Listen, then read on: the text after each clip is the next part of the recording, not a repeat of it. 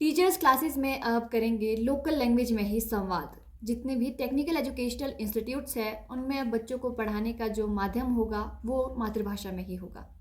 नमस्कार, मैं हूं सपना ठाकुर। स्वागत है आपका एजुकेशन ऑफ भारत में।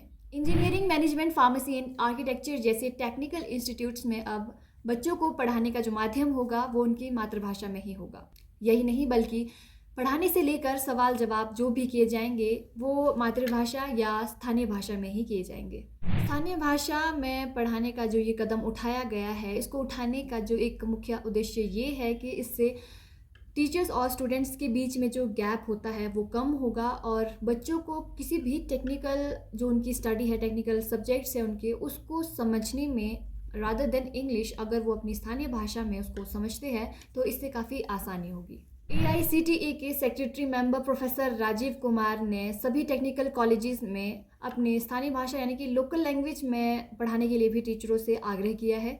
ऐसा करने से कई स्टूडेंट्स हैं जिनको काफ़ी लाभ हुआ है, क्योंकि सभी स्टूडेंट्स का माध्यम इंग्लिश नहीं होता है या फिर हिंदी भी काफ़ी जो बिल्कुल डीप हिंदी होती है उस तरह से बच्चों को समझने में मुश्किल होती है। लेकिन रादर देन अगर उन्हें उनकी स्थानीय भाषा में समझाया जाएगा तो पढ़ने में वो ज़्यादा इंटरेस्ट लेंगे और इस तरह से कई बच्चे ड्रॉप आउट भी कर जाते हैं बीच पढ़ाई में, बीच कोर्स के मिड टर्म में, तो इससे इस समस्या से भी छुटकारा मिले। इसके अलावा न्यू एजुकेशन पॉलिसी में भी लोकल लैंग्वेज को बढ़ावा देने की बात की गई है। हमारा भारत एक समृद्ध देश है और यहाँ पर विभिन्न तरह की भाषाएं बोली जाती है, तो अलग अलग राज्य में अलग अलग भाषाएं बोली जाती है। तो हर राज्य, हर क्षेत्र अपने अकॉर्डिंग, अपने हिसाब से जिस लैंग्वेज में जो उनकी स्थानीय भाषा है उसमें अपने बच्चों को टेक्निकल कॉलेजेस में एजुकेशन दे सकते हैं।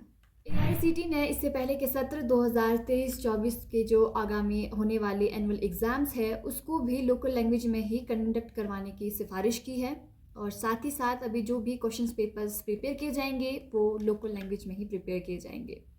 तो यही थी आज की एजुकेशनल न्यूज़। इसी तरह की खबरों के लिए जुड़े रहिए एजुकेशन ऑफ भारत के साथ। मैं मिलती हूँ आपको नेक्स्ट वीडियो में, तब तक के लिए धन्यवाद।